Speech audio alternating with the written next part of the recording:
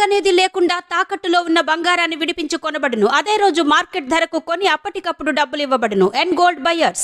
Hi friends, welcome to my channel. కోర్టులో విష్ణు వరలక్ష్మికి ఊహించని shock ఇచ్చిన వైష్ణవి వెన్నెల. నిజంగానే వైష్ణవి వెన్నెల కోర్టులో విష్ణు వరలక్ష్మికి ఏం షాక్ ఇచ్చారు, అసలు ఏం జరిగింది అనేది ఈ వీడియోలో తెలుసుకుందాం. అంతకంటే ముందుగా ఇప్పటి వరకు మా వీడియోని కనుక లైక్ చేయకపోతే వెంటనే లైక్ చేసేయండి. వీడియోని చివరి వరకు మిస్ కాకుండా చూసేయండి. ఇక వరలక్ష్మి అయితే పిల్లలిద్దరూ కనిపించలేదని చాలా బాధపడుతూ ఇంటికైతే వస్తుంది. అలా ఇంటికి వచ్చిన తర్వాత అప్పుడే తన తల్లిని పట్టుకొని ఏడుస్తూ ఉంటుంది. నా పిల్లలు ఎక్కడికి వెళ్ళిపోయారమ్మా, నాకు అర్థం కావడం లేదు, నా పిల్లలు నాకు కావాలి అంటూ చాలా బాధపడుతూ ఉంటుంది. అప్పుడే ఇంకా వరలక్ష్మి తల్లి అయితే రేపు ఉదయం పోలీస్ కేసు పెడదాము, వెళ్ళి పోలీసు స్టేషన్ దగ్గరే కూర్చుందాము అని అంటూ ఉంటుంది. ఉదయం అవ్వంగానే పోలీస్ స్టేషన్కి బయలుదేరుతుంది వరలక్ష్మి. అలా బయలుదేరేటప్పుడే కోర్టు నోటీస్ అయితే వస్తుంది. అలాగే విష్ణుకు కూడా కోర్టు నోటీసు వస్తుంది. వరలక్ష్మికి విష్ణుకి ఇద్దరికీ కూడా వెన్నెల వైష్ణవి కోర్టు నోటీసులు పంపిస్తారు. ఇక దాంతో ఒక్కసారి ఇద్దరు కూడా షాక్ అయిపోతూ ఉంటారు.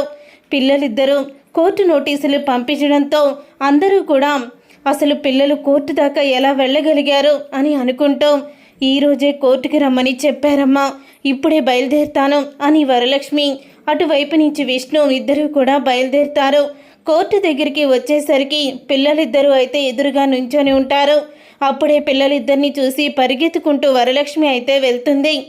మీ ఇద్దరిని నేను చాలా మిస్ అయ్యాను, మిమ్మల్ని ఎక్కడో వెతికాను, అసలు ఎక్కడికి వెళ్ళిపోయారు, ఎందుకు ఈ కోర్టు దగ్గర ఉన్నారు అని అంటూ ఉంటుంది. వరలక్ష్మి అయితే ఇక వరలక్ష్మి అన్న మాటలకి అప్పుడే ఇక వెన్నెల వైష్ణవి ఇద్దరూ కూడా నాకు మా అమ్మ నాన్న ఇద్దరూ కావాలి, నువ్వు ఒక్కదానివి అవసరం లేదు అని పిల్లలు అంటారు. ఇంతలో విష్ణు అయితే వస్తాడు. మీకు ఒకవేళ అమ్మ దగ్గర ఉండడం ఇష్టం లేకపోతే నా దగ్గరికి వచ్చేయండి అని అంటూ ఉంటాడు. మాకు మీ దగ్గర ఉండాలని లేదు, అందుకని మేము కోర్టుకి వచ్చాము అని పిల్లలిద్దరూ కూడా చెప్తూ ఉంటారు. అసలు మీరు కోర్టు దాకా ఎలా వచ్చారు, మీకు ఎవరు సహాయం చేశారు అని అడుగుతూ ఉంటే మాకు సహాయం చేసిన వ్యక్తి ఎవరూ కాదు, మా తాతయ్యే అని అంటూ ఉంటారు. ఏంటి మీ తాతయ్య, ఎవరు మీ తాతయ్య అనగానే కోటయ్య అయితే వస్తాడు. ఇక కోటయ్య రావడంతో ఒక్కసారి షాక్ అయిపోతూ ఉంటుంది వరలక్ష్మి అయితే. ఏంటి నాన్న ఇదంతా, నా పిల్లల్ని నా నుంచి దూరం చేయాలనుకుంటున్నారా అని అడుగుతూ ఉంటే దూరం చేయాలని నేను అనుకోవడం లేదు, మీరే పిల్లల్ని దూరం చేసుకుంటున్నారు. కన్నా పిల్లల గురించి ఎవరైనా కోర్టుకు వెళ్తారు, కానీ తల్లిదండ్రులు వద్దని మాకు మేమే చూసుకుంటామని పిల్లలిద్దరూ కోర్టుకు వచ్చారు, మీరు అందుకో సిగ్గుపడాలి అని అంటూ విష్ణుని వరలక్ష్మి అంటూ ఉంటారు. పిల్లలు ఎంత చెప్పినా వినిపించుకోలేదు, కోర్టుకు వెళ్ళాలి, మాకంటూ కొన్ని డిమాండ్స్ ఉన్నాయి, అవి కోర్టు ముందు చెప్పుకోవాలి, మాకు న్యాయం జరగాలి అని పిల్లలిద్దరూ కూడా కోర్టుకి వచ్చారు. కోర్టు టైం అయింది పదండి అని అందరూ కూడా లోపలికి వెళ్తారు. వెళ్ళిన తర్వాత ఇక వెన్నెల వైష్ణవిని బోన్లో నుంచోబెడతారు. అప్పుడే వరలక్ష్మి అలాగే విష్ణు ఇద్దరూ కూడా ఇంకో బోన్లో నుంచుంటారు. వీళ్ళిద్దరూ మా అమ్మ నాన్న, కానీ వీళ్ళిద్దరూ విడిపోయారు, వీళ్ళకి విడాకులు కూడా అయ్యాయి, కానీ ఇప్పుడు మా ఇద్దరిని కూడా విడదీద్దామనుకుంటున్నారు. నన్ను అమ్మ తీసుకువెళ్ళిపోయింది, నా పేరు వెన్నెల, నన్ను నాన్న తీసుకువెళ్ళిపోయాడు, నా పేరు వైష్ణవి, గతంలో ఏం జరిగిందో మాకు సంబంధం లేదు, కానీ మేమిద్దరం అక్కా చెల్లెళ్ళు అని తెలిసిన దగ్గర నుంచి కూడా అమ్మా నాన్నతోనే కలిసి ఉండాలని ఎన్నోసార్లు అనుకున్నాము. ఎన్నోసార్లు అమ్మా నాన్నతో ఇలా బయటికి వెళ్ళాలని, సరదాగా సంతోషంగా గడపాలని అనుకున్నాము. కానీ వీళ్ళిద్దరూ ఒకరికొకరంటే చాలా ద్వేషంగా ఉండి మా ఇద్దరిని కూడా దూరం చేస్తున్నారు. ఇలాంటి అమ్మా నాన్న మాకు అవసరం లేదు, మేముగానే బ్రతుకుతాము అని పిల్లలిద్దరూ చెప్తూ ఉంటారు. అప్పుడే ఇక వైష్ణవి వెన్నెల అలా చెప్పడంతో జడ్జి గారు అయితే మీకు మీరు ఎలా జీవిస్తారు, ఎవరిని మిమ్మల్ని చూసుకుంటారు అని అడుగుతూ ఉంటే మమ్మల్ని ఎవరు చూసుకోవాల్సిన అవసరం లేదు, నన్ను వెన్నెల చూసుకుంటుంది, నన్ను వైష్ణవి చూసుకుంటుంది, మేమిద్దరం ఒకరినొకరు చూసుకుంటాము, ఒకరినొకరు కష్టపడతాము, అంతే తప్ప అమ్మా నాన్న దూరం అయిపోయి ఇద్దరు విడివిడిగా ఉండి ఒకరి మీద ఒకరు కక్ష సాధింపు చేస్తూ మా ఇద్దరిని విడదీయాలని చూస్తుంటే మేమెందుకు ఊరుకుంటాము, అందుకే కోర్టుకి వచ్చాము, కోర్టులో న్యాయం చెప్తారని తెలిసింది. అందుకని మాకు కూడా న్యాయం చెయ్యండి. అసలు మమ్మల్ని విడదీసి వాళ్ళు చెరొకొకరిని తీసుకువెళ్ళిపోవడం మాత్రం మాకు నచ్చలేదు.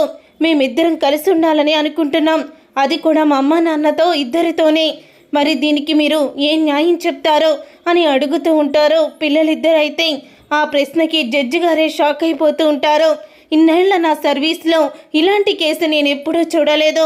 ఆడపిల్ల పుట్టిందని, లేకపోతే కట్నం తేలేదని, ఇలా ఇతరత్ర కారణాల వల్ల విడాకులు తీసుకున్నా ఉన్నారు, కానీ వేరే వాళ్ళు ఎవరూ లేరు అని అంటూ చెప్తూ ఉంటుంది. విజయ్ అయితే ఇక జడ్జి ఆ మాట చెప్పంగానే అప్పుడే ఇక విష్ణు వరలక్ష్మి షాక్ అయిపోతూ ఉంటారు.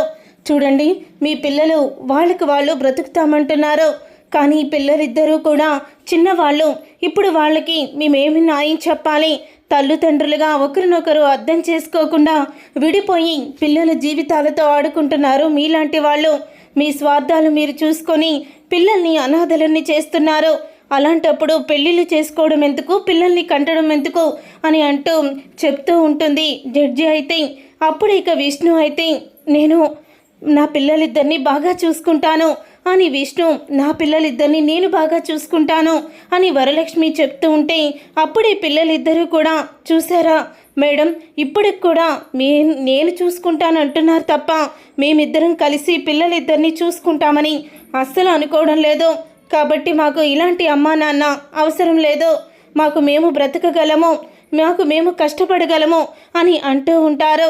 ఇక దాంతో విష్ణు అయితే, అమ్మ వైష్ణవి అలా మాట్లాడకూడదు అని అంటూ ఉంటాడు.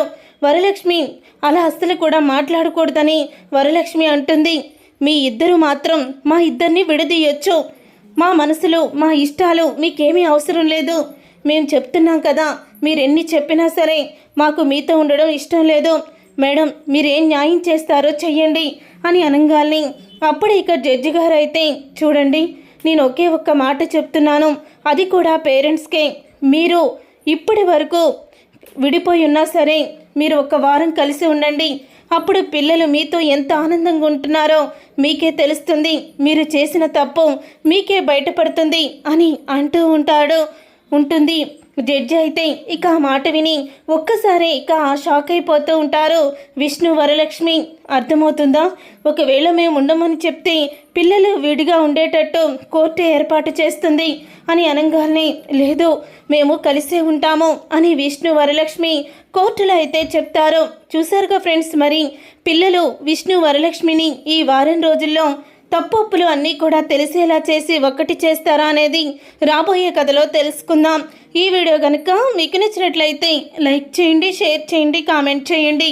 వంటలక్క సీరియల్ అప్కమింగ్ ఎపిసోడ్స్ని టీవీలో కన్నా ముందుగా చూడాలనుకుంటున్నారా? అయితే వెంటనే ఛానల్ని సబ్స్క్రైబ్ చేసుకొని ఆల్ అని క్లిక్ చేయండి. అప్పుడే మేము పెట్టే ప్రతి వీడియో మీరు మిస్ కాకుండా చూసేవచ్చు.